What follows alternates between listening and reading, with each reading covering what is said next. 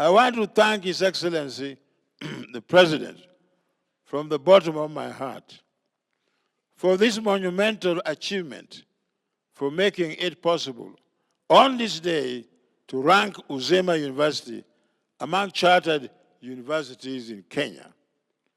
Your Excellency, sir, from 1983, I had a dream to contribute to medical education in our motherland. As a young bishop, I witnessed firsthand many of our people die from curable diseases.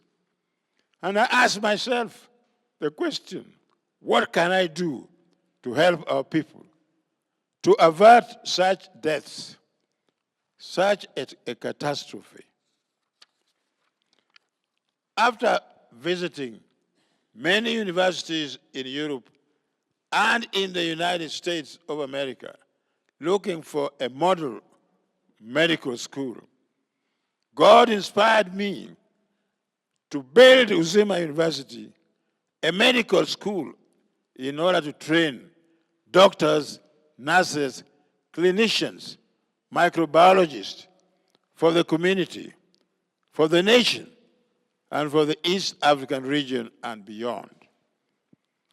This, the dream which was born in 1983, was realized on the 26th of January 2012, when Uzema University College was duly accredited by the Commission for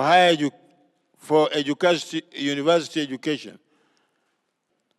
In 2023, Uzema University was awarded the most outstanding university of health sciences in Africa.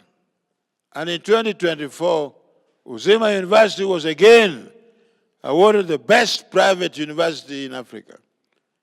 In November of the same year, 2024, the East African Medical Practitioners and Dentists Council came back to Uzema University to review and to carry out a technical inspection of the School of Medicine.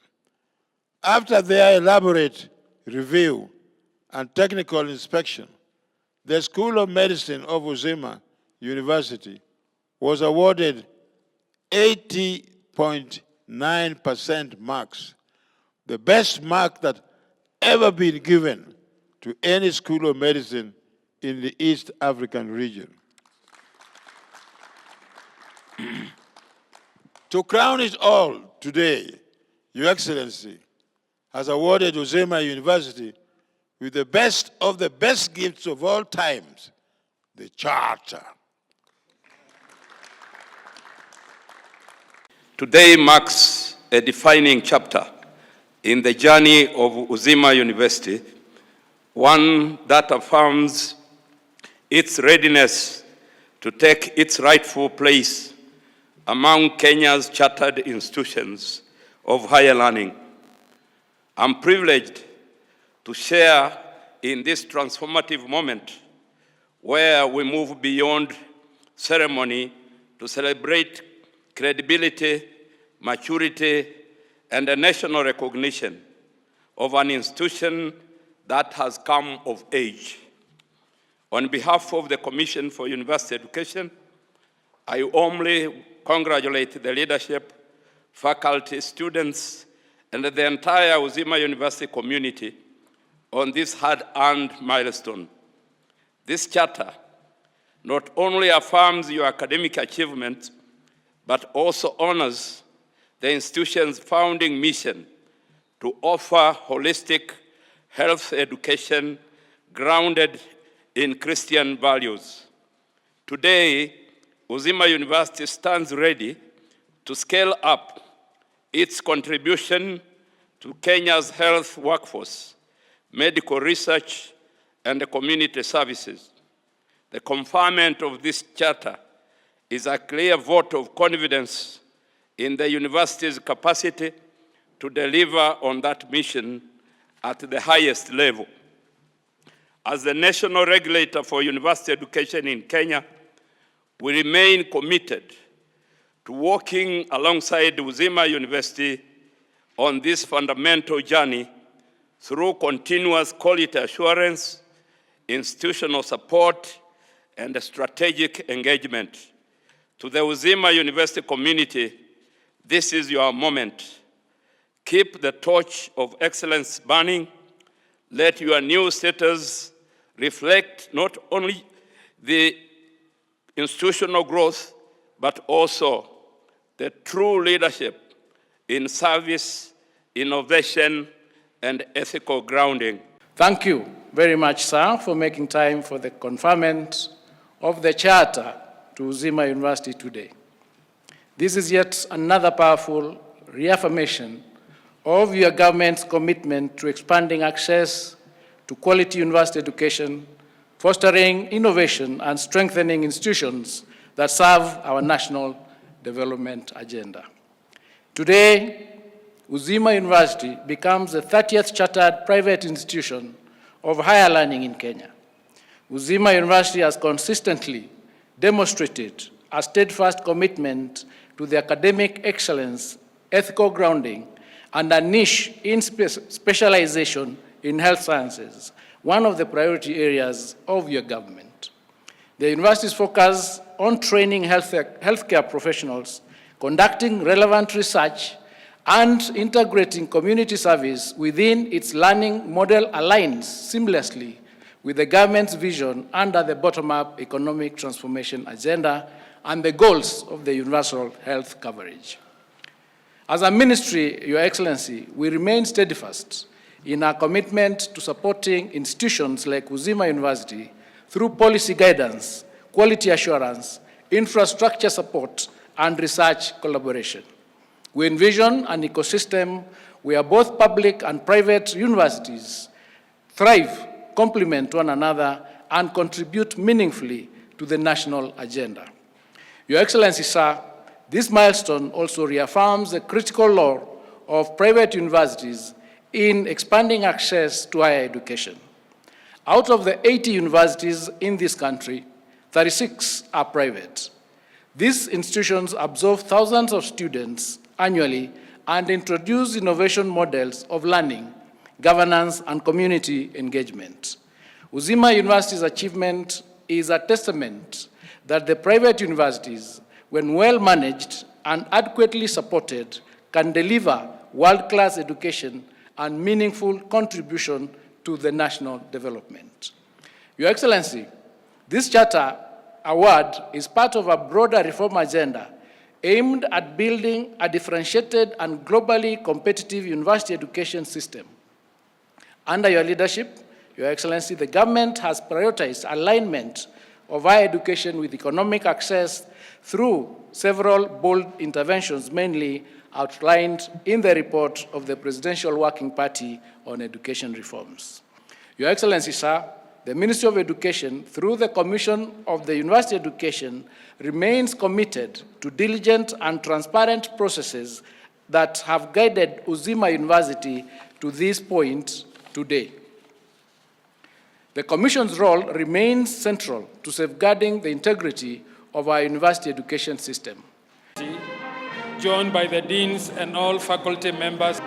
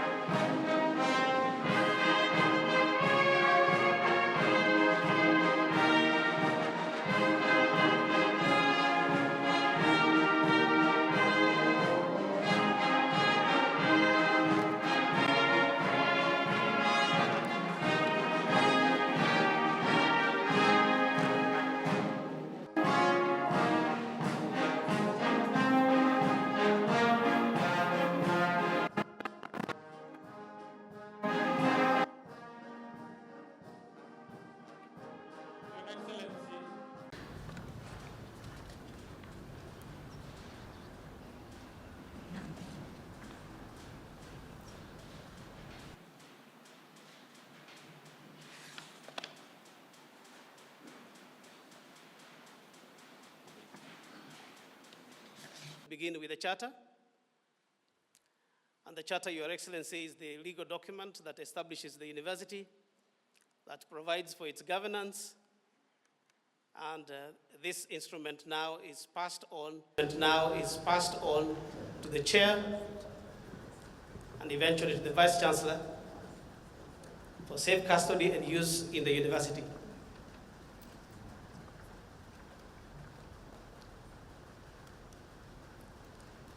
Your Excellency, sir, the next item is the maize. And the maize is the instrument of authority that signifies that a function is in place in the university. You can see the emblems, Your Excellency, signifying Uzima University's commitment to a Christian approach to education, to science. That's why you can see a stethoscope somewhere. And the next instrument coming, Your Excellency, is the logo. You will see a graduation cup. You see a ring around it showing that they want to be global in their approach to education in the country. And this will be used by the university. The programs that we have approved, and that document. The bottoms-up economic transformation agenda.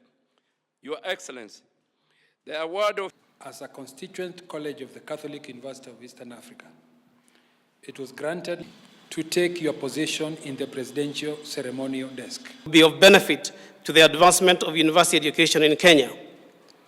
And devoted exclusively to health sciences. As a purely medical institution. Moment where we move beyond ceremony to celebrate. Applied to the Commission for University Education for the grant of a charter in the manner prescribed to Uzima University today. This is yet another powerful and the award of charter to deserving institutions of higher education. The journey to the... That's why I've never stopped being committed. Young Bishop, a witness first, had many of our people. Whereas the Cabinet Secretary, Ministry of Education, has submitted the charter for Uzima University with recommendations thereon. And whereas I, William Samoei Ruto, President and Commander-in-Chief of the Defense Forces of the Republic of Kenya, am satisfied that the granting of the charter to Uzima University will be of benefit to the advancement of university education in Kenya. Now whereof, by this presence, be it known that in the exercise of the powers conferred upon me by Section 19 of the Universities Act Cap 210, Laws of Kenya, I, William Samoei Ruto, President and Commander-in-Chief of the Defense Forces of the Republic of Kenya, hereby grant the charter annexed hereto to Uzima University on this 8th day of May in the year of the Lord 2025. Congratulations.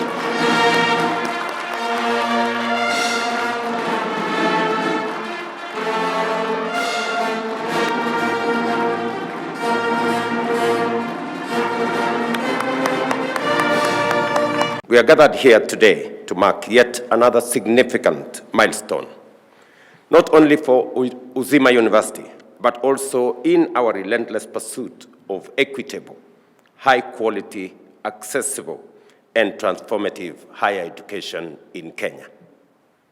Uzima University now becomes the 30th accredited private university in Kenya, an achievement that underscores your commitment as Uzima University to academic excellence, institutional integrity, and service to society. I commend the leadership, faculty, staff, students, and partners whose collective effort have brought us to this very significant day. I recognize the journey the institution has taken to reach this moment. In March 2020, you received interim authority from the Commission for University Education, transitioning from a constituent college of Catholic University of Eastern Africa to an independent institution. This achievement reflects the university's commitment to academic excellence and institutional growth. I am particularly pleased to note that Uzima's medical school, with the support of the Commission for University Education and the Kenya Medical Practitioners, Pharmacists and Destinies Council, is now accredited at the East African community level. Congratulations, Uzima University, on this achievement. As we celebrate this important day, we must pay special tribute to the visionary founder and first chancellor of Uzima University, the Archbishop Emeritus Zacchaeus Okoth. It was his deep commitment to improving healthcare and education in Kenya that led him to establish this institution. Through his foresight, Uzima was conceived not just as a center of learning, but as a mission to produce competent, ethical, and compassionate health professionals who serve with a sense of purpose. Your legacy, Bishop, will forever be etched in the lives of the many students, patients, and communities touched by Uzima's work. The award of this charter aligns with our long-term goal of expanding access to quality university education. As a government, we recognize that our aspirations for inclusive development and equitable wealth creation are anchored in a strong education sector, which is essential for developing the required human capital and fostering research and innovation. This is why we pursued bold, creative, and targeted reforms in the education sector, aimed at expanding access, reforming curricula, addressing funding challenges, improving infrastructure, and enhancing the quality of teaching, learning, and research. Over the past 2.5 years, we have implemented a student-centered higher education funding model to ensure that every learner, regardless of their background, gender, or economic status, has a fair opportunity to pursue their academic ambitions. In the current financial year 2024-25, the Higher Education Loans Board received over 700,000 applications from university and TVET learners. By 30th of March 2025, the board had disbursed Kenya shillings 34 billion in tuition and upkeep loans, directly benefiting over 400,000 university students and 227,000 TVET trainees nationwide.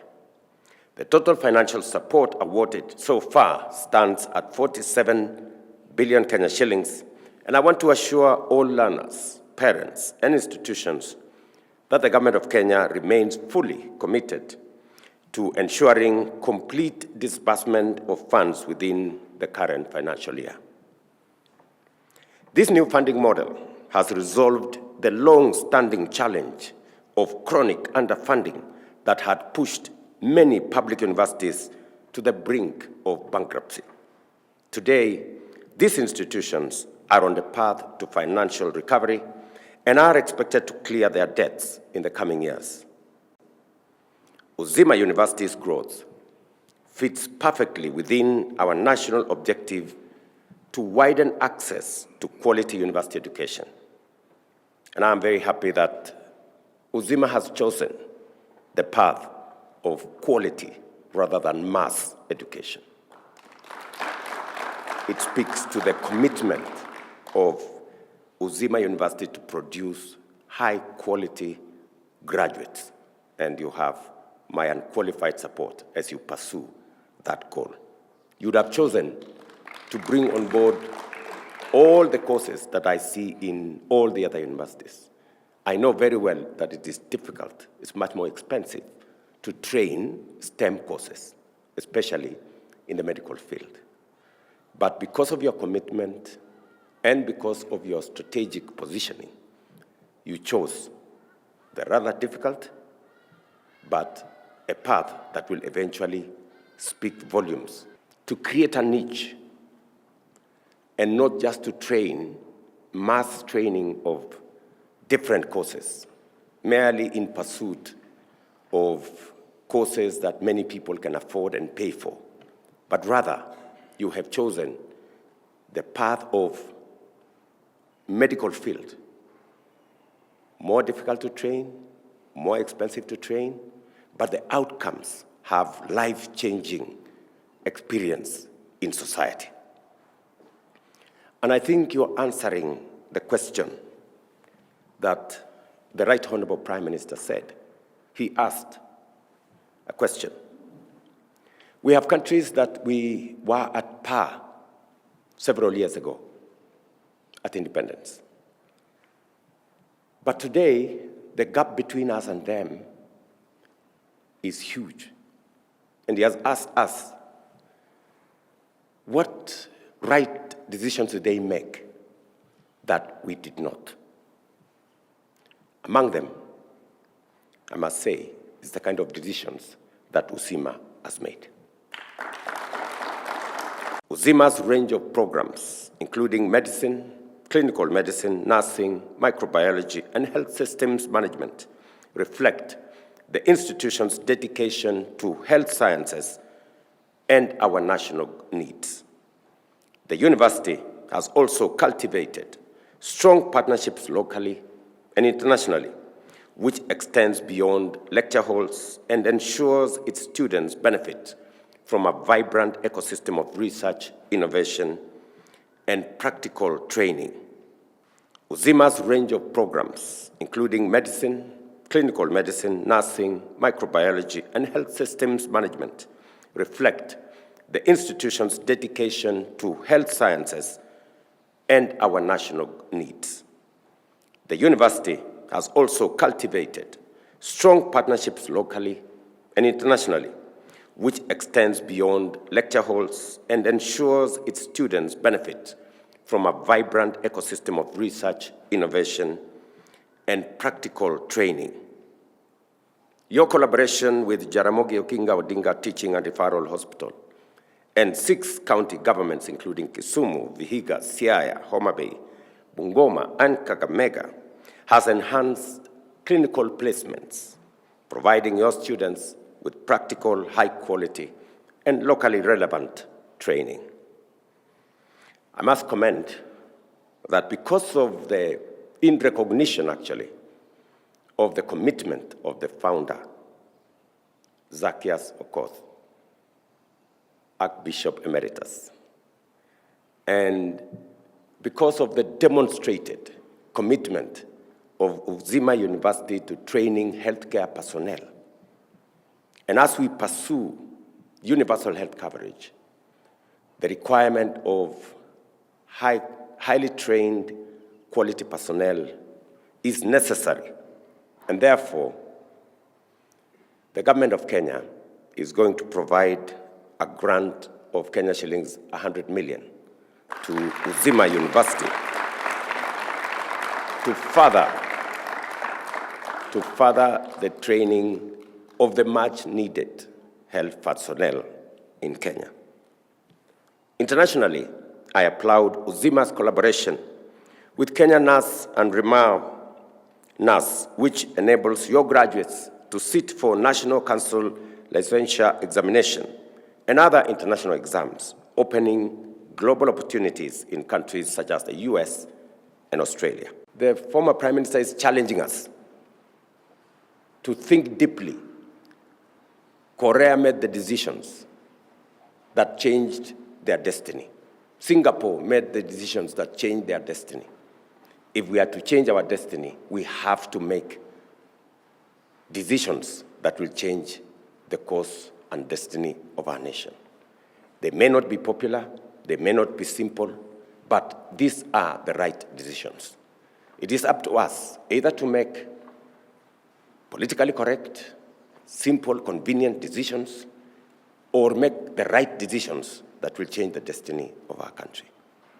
And this will make the difference. And we need to consistently answer the question the Right Honorable Raila is asking us as a nation that which are these decisions that others made that made them take their countries to where they are, and what is it that we didn't gather the courage to make those decisions to change the course of our nation. We've had also to make a decision on the funding model. We've been trying as a nation to make a decision that would help our universities not to crumple under huge debts. Again, we've had to make those decisions, and today we can see, I was with the Right Honorable in Cooperative University last week, and the Vice Chancellor was telling us that the new funding model has made it possible for them to make sure that they pay their staff, their lecturers, their taxes, and their suppliers. It was in broad daylight that the Vice Chancellor of that university was saying that. But again, it's been a difficult decision. You know, we've been to court back and forth in many areas. But again, these are the kind of decisions that together, working as a nation, we need to make for us to take the country forward.